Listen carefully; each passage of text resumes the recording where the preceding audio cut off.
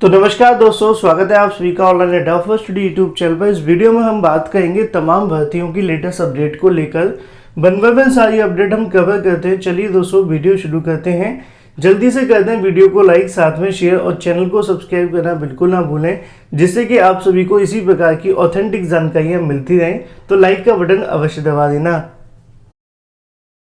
आगे बढ़ने से पहले अगर आप एसएससी जीडी में एक सीट अपनी पक्की करना चाहते हैं तो बेस्ट बुक आपके लिए आ चुकी है चक्षु प्रकाशन की, जिनको आप लोग परचेज कर सकते हैं। इन बुक्स की खास बात यह है कि इनको आपके पैटर्न साथ में सिलेबस के आधार पर तैयार किया गया है, जिसमें प्रीवियस ईयर के क्वेश्चन के साथ साथ मोस्ट एक्सपेक्टेड जो क्वेश्चन है वो भी रखे गए हैं, जिससे कि आपको परीक्षा में बहुत हेल्प भी मिलेगी। इतना ही नहीं, इस पुस्तक की खास बात यह है कि इसमें क्वेश्चन के साथ साथ आपको मिलता है उन सभी क्वेश्चन का डिटेल में आंसर, साथ में व्याख्या, जिससे कि आपको याद करने में आसानी होगी। इन बुक्स को आप सभी ऑनलाइन या ऑफलाइन मार्केट से परचेज कर सकते हैं। दोनों का लिंक आपको वीडियो की डिस्क्रिप्शन में दिया गया है।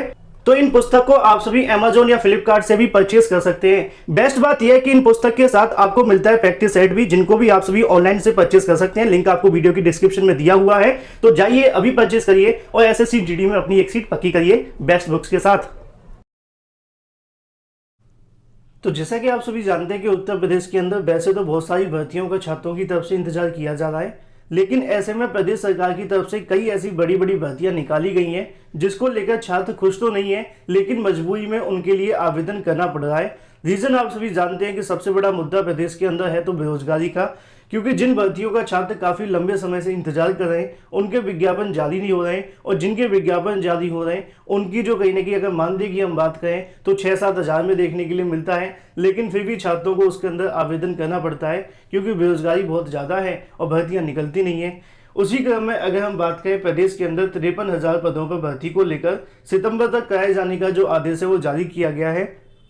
तो यहाँ पे दोस्तों आप सभी को देखने के लिए मिलेगा, अगर हम बात करें आंगनबाड़ी भर्ती प्रक्रिया को 15 सितंबर तक पूरा करने का जो निर्देश है वो जारी कर दिया गया है। बाल विकास सेवा पोस्ट आहार विभाग की तरफ से 53,000 पदों पर चल रही आंगनबाड़ी कार्यकर्ता और साथ में सहायिकाओं की भर्ती के लिए देरी पर शासन ने सख्ती दिखाई है। जिन जिलों में भर्ती का विज्ञापन जारी हो चुके हैं उनमें अगर बात करें 31 अगस्त तक यहाँ पे जिलों के अंदर विज्ञापन जारी नहीं किए गए हैं, उनमें 15 सितंबर तक भर्ती प्रक्रिया पूरी करने के जो निर्देश है वो जारी किए गए हैं। इस संबंध में प्रमुख सचिव की तरफ से यहाँ पे जो आदेश है वो जारी कर दिया गया है।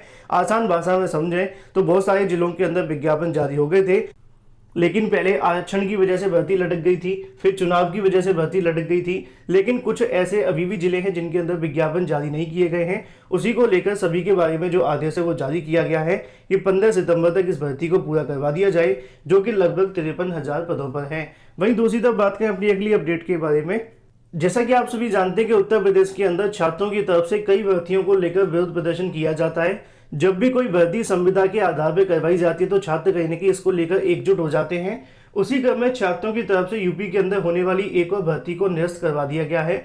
मामला संबंधित छात्रों के विरोध को लेकर लगातार अभ्यर्थियों ने इसको लेकर विरोध किया और सरकार से मांग की कि इस भर्ती को निरस्त किया जाए। उसी क्रम में आदेश जारी कर दिया गया है, क्योंकि उत्तर प्रदेश के अंदर हजारों की संख्या में छात्र बैठे हुए हैं ग्रेजुएट करके, पोस्ट ग्रेजुएशन करके, इसके अलावा अगर हम बात करें और भी तमाम डिग्री डिप्लोमा करके, लेकिन सरकार को कहीं ना कहीं मनरेगा के माध्यम से या फिर संविदा के माध्यम से भर्ती करने का बड़ा शौक चढ़ा हुआ है। हर एक विभाग के अंदर सरकार संविदा पर भर्ती करना चाहती है। इसका सबसे बड़ा रीजन यह है कि 11 महीने की तो जॉब होती है और उसके बाद में वेतन भी बहुत कम होता है। उसी क्रम में नीचे आपको देखने के लिए मिलेगा कि अब इस परीक्षा को अगर हम बात करें, इस भर्ती को लिखित परीक्षा साथ में इंटरव्यू के माध्यम से करवाया जाएगा।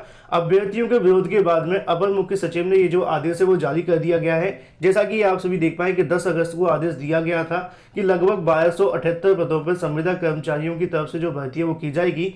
शासन ने मनरेगा में सेवा योजन पोर्टल को लेकर लगभग 1300 पदों के ऊपर जो भर्ती होने वाली थी उसको निरस्त कर दिया है। अब भर्ती लिखित परीक्षा साथ में इंटरव्यू के आधार पर करवाई जाएगी। अपर मुख्य सचिव अगर बात करें मनोज कुमार की तरफ से इस संबंध में जो आदेश है वो जारी कर दिया गया है, जो कि ग्राम्य विकास विभाग के अंदर भर्ती के लिए सेवा योजन पोर्टल पर फर्स्ट कम फर्स्ट सर्व के आधार पर सोमवार को ऑनलाइन आवेदन प्रक्रिया शुरू कर दी गई थी, लेकिन पोर्टल पूरे दिन बंद रहा। उसके बाद में यहाँ पे जो आदेश है वो जारी हो गया। तो ऐसे में ये जो भर्ती होने वाली थी लगभग 1300 पदों पर, इसको फिलहाल निरस्त कर दिया गया है। और ये संबंधित ही आप सभी को पता है संविदा पर, और संविदा को लेकर लगातार प्रदेश के अंदर विरोध भी जारी है। तो ये बात हो जाती है भर्ती निरस्त को लेकर।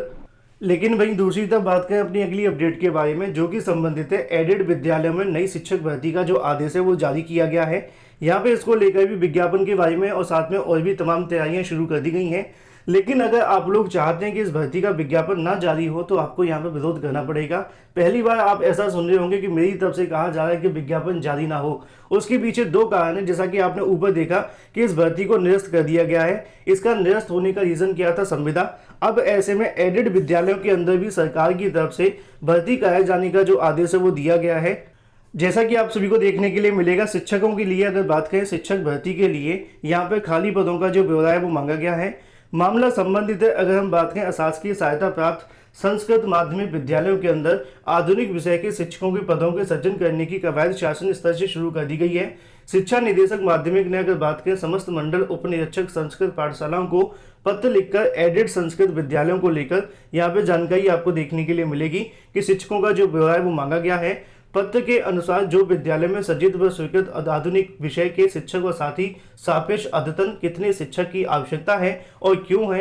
एडेड संस्कृत विद्यालय में अनुदिक अगर बात करें विषय के शिक्षकों के पद को सज्जन और विषयक प्रारूप में 2 कार्य दिवस के अंदर आख्या सहित उपलब्ध कराए जाने का जो आदेश है वो जारी किया गया है। अब संस्कृत विद्यालयों के अंदर जो भर्ती होने वाली है इसको लेकर मैंने एक वीडियो भी बनाया था जिसके बारे में मैंने आपको जानकारी दी थी कि संविदा पे आपको देखने के लिए मिलेगी।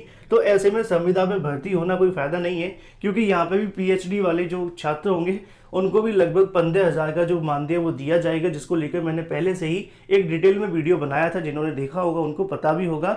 ये जो भर्ती करवाई जाएगी सिर्फ 2 साल के लिए होगी, उसके बाद में फिर अलग से मामला देखने के लिए मिलेगा। लेकिन वही दूसरी तरफ बात करें अपनी अगली अपडेट के बारे में, जो कि संबंधित है टीजीटी और पीजीटी को लेकर।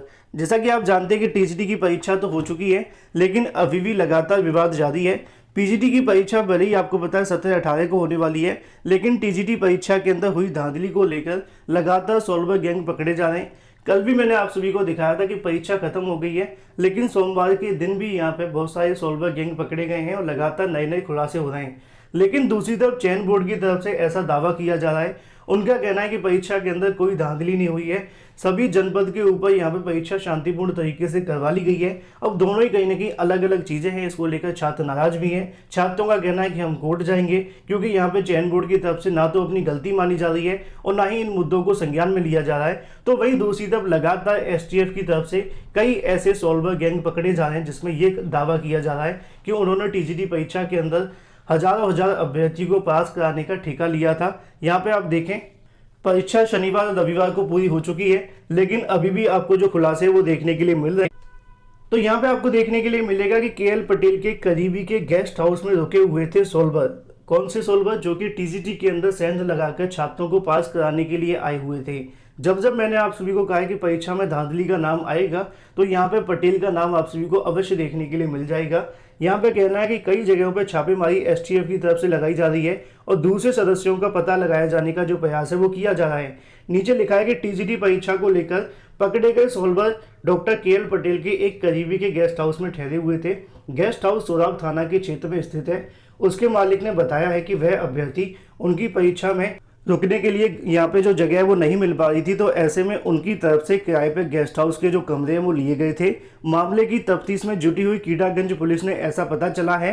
हालांकि बाद में जानकारी हुई कि गेस्ट हाउस 69,000 शिक्षक भर्ती के घोटाले के मुख्य आरोपी डॉक्टर केएल पटेल के करीबी का है, उनके बीच पुराना संबंध है। इस आधार पर माना जा रहा है कि गेस्ट हाउस के मालिक की सच्चाई का पता था। इसके अलावा अगर बात करें फरार चलते हुए सरगना सोराव निवासी, ऐसे में पुलिस यह मानकर चल रही है कि गैंग का जो कनेक्शन है वो केएल पटेल से है। वह जमानत पे जेल से बाहर है, लिहाजा उसके भी भर्ती में फर्जीवाड़ा करने वाले की आशंका जताई जा रही है।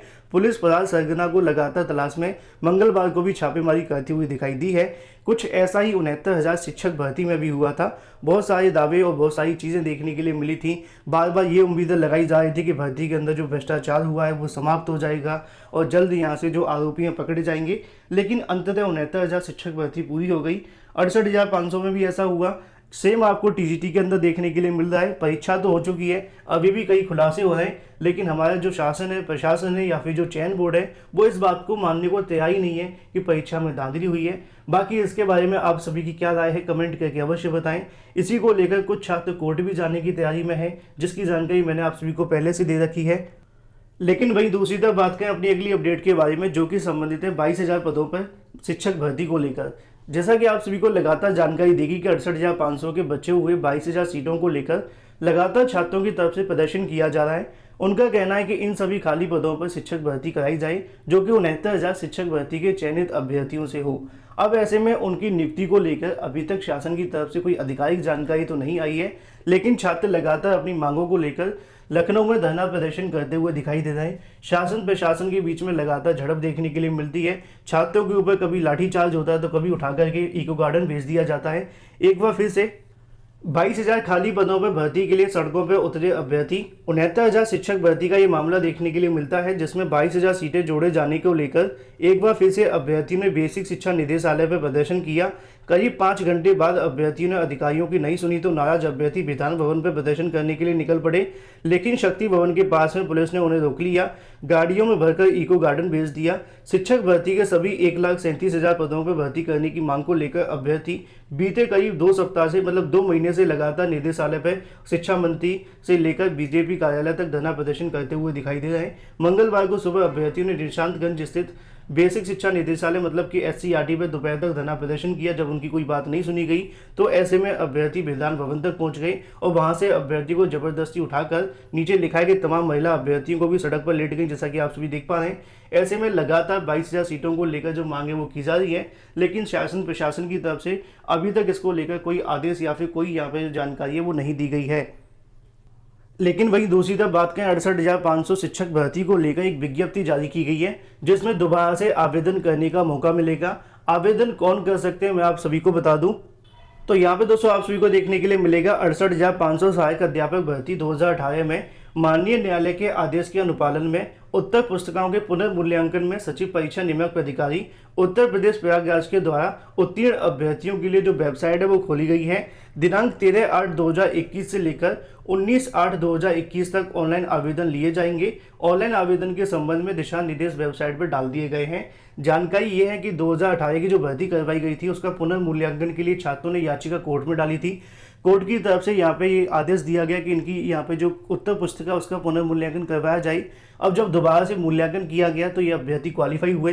क्वालिफाई का मतलब कि 40-45 से ऊपर इनके नंबर हैं, तो ऐसे में इन सभी को कोर्ट की तरफ से कहा गया कि अगर ये क्वालिफाई हैं तो इनको शिक्षक भर्ती में शामिल किया जाए, आवेदन करने का मौका दिया जाए और आवेदन करने के बाद में इनको जो नौकरी है वो दी जाए। तो ऐसे में जो भी 68,500 के अंदर क्वालिफाई हो गए थे पुनर्मूल्यांकन के बाद में याचिका के बाद, तो उन सभी को यहाँ पे एक बार फिर से आवेदन करने का मौका दिया गया है। इनकी संख्या कितनी इसके बारे में जानकारी अभी तक आधिकारिक तौर पर जारी नहीं हुई है, लेकिन फिलहाल जो भी संबंधित अभ्यर्थी हैं 13 तारीख से लेकर 19 तारीख के बीच में आवेदन कर सकते हैं। लेकिन वही दूसरी तरफ बात करें अपनी अगली अपडेट के बारे में, जो कि संबंधित है PET परीक्षा को लेकर। जैसा कि आप सभी जानते हैं कि PET परीक्षा को लेकर यहाँ पे जो बदलाव है वो किया गया है। पहले ये परीक्षा 20 तारीख को होने वाली थी, लेकिन अब ऐसे में इस परीक्षा को बदलकर 24 तारीख को कराए जाने का जो आदेश है वो जारी कर दिया है। जैसा कि आप सभी को यहाँ पे भी देखने के लिए मिलेगा, समूह ग की भर्ती के लिए आहता परीक्षा अब 24 अगस्त को कराए जाने का जो आदेश है वो जारी कर दिया है। उत्तर प्रदेश अधीनस्थ सेवा चयन आयोग 30,000 पदों पर भर्ती के लिए प्रारंभिक आहता परीक्षा अब 24 अगस्त को आयोजित करेगा। पहले ये परीक्षा 20 अगस्त को आयोजित की जानी थी, लेकिन UPSSC की तरफ से यहाँ पे जो आदेश है वो जारी कर दिया है कि अब ये परीक्षा 24 तारीख को होगी।